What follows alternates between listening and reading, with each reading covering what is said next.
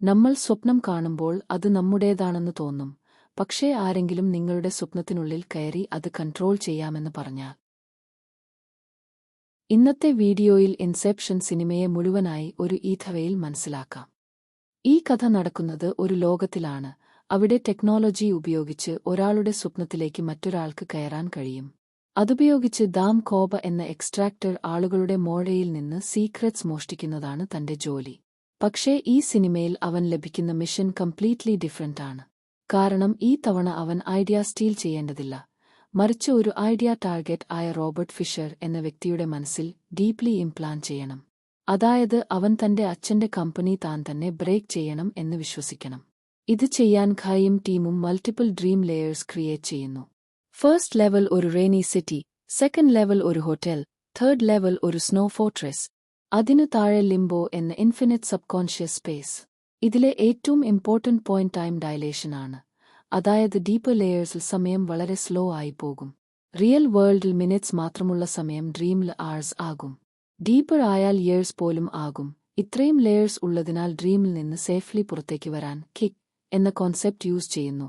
അതായത് ഒരു sudden shock പോലെ ഫോൾ അല്ലെങ്കിൽ എക്സ്പ്ലോഷൻ. പക്ഷേ ഇവിടെ ട്രിക്കി ആയത് എല്ലാ ലെയേഴ്സിൽ ഒരേ സമയം സിൻക്രോണൈസ്ഡ് കിക്ക് വേണം എന്നതാണ്, ഇല്ലെങ്കിൽ അവർ ധാരയിൽ കുടുങ്ങും.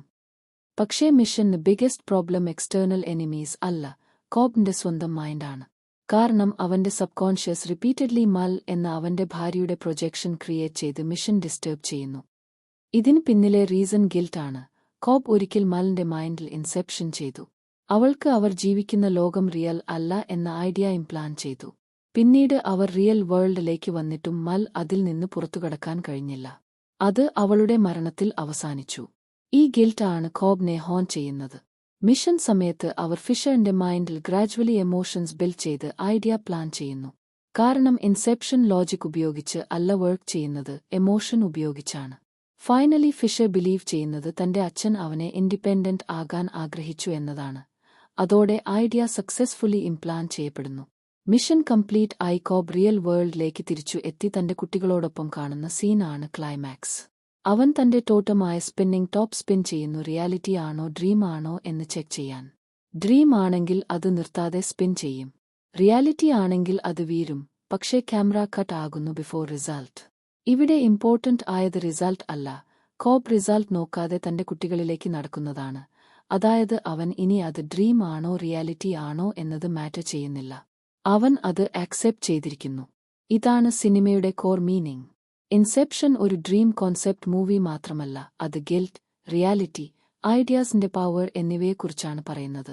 ഒരിക്കൽ ഒരു ഐഡിയ മൈൻഡിൽ പ്ലാൻ ചെയ്താൽ അത് ഒരു മനുഷ്യന്റെ ലൈഫ് തന്നെ ചേഞ്ച് ചെയ്യാൻ കഴിയും.